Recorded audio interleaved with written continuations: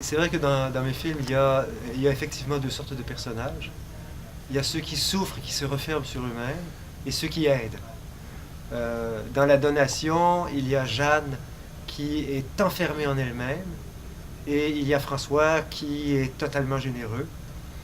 Dans Contre toute espérance, évidemment, il y a le mari qui ne peut pas parler, et sa femme qui est pleine de générosité, ainsi que son ami. Dans La Donation, Jeanne essaie de retrouver le chemin des autres, mais c'est le vieux médecin qui donne. Le vieux médecin, le boulanger, voilà deux personnages qui sont généreux, qui donnent. Et finalement, Jeanne décide de donner elle-même. Mais je pense que s'il y a cette persistance-là dans mes films de personnages enfermés en eux-mêmes, c'est que j'ai envie de parler de l'individualisme contemporain.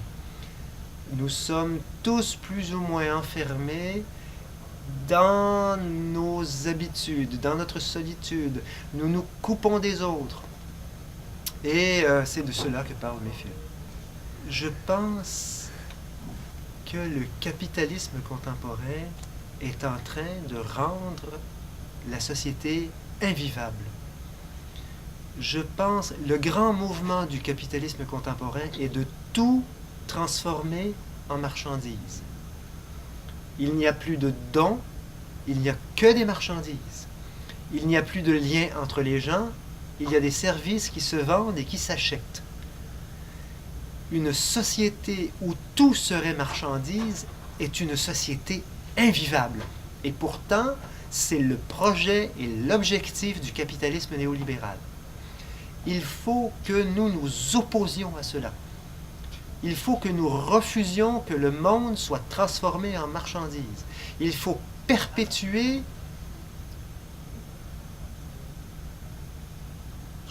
la stratégie du don.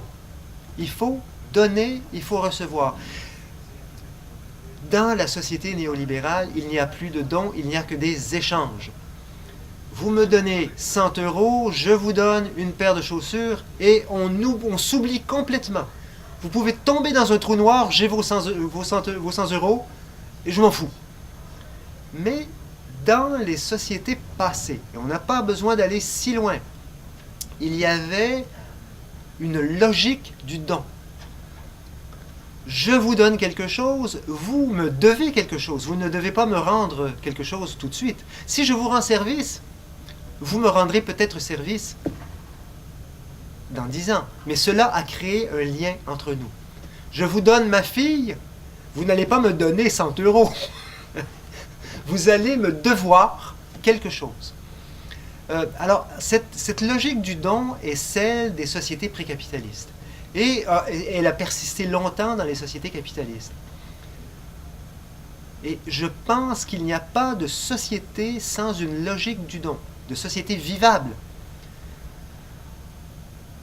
Alors mes films montrent souvent un monde désenchanté, individuel, mais je pense qu'il y a toujours dans mes films aussi la nécessité du don. Il y a un certain optimisme dans chaque film, parce que dans chaque film, on retrouve la possibilité du don.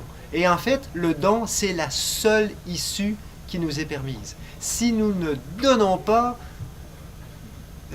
le monde va devenir invivable. Je pense que dans le monde où nous vivons, il y a trop d'images.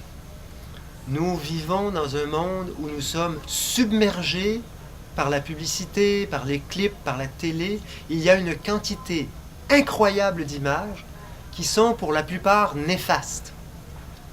Moi, j'essaie de faire le moins d'images possible et de faire des images qui signifient quelque chose. Évidemment, ça n'est pas dans l'esthétique contemporaine. Je sais que mes films sont à contre-courant, mais je fais cela de façon consciente. Pour moi, il est essentiel de s'opposer à cette espèce de logique commerciale et publicitaire qui a envahi le cinéma. Il faut retrouver des images pleines de sens, des images où l'attention au monde se manifeste.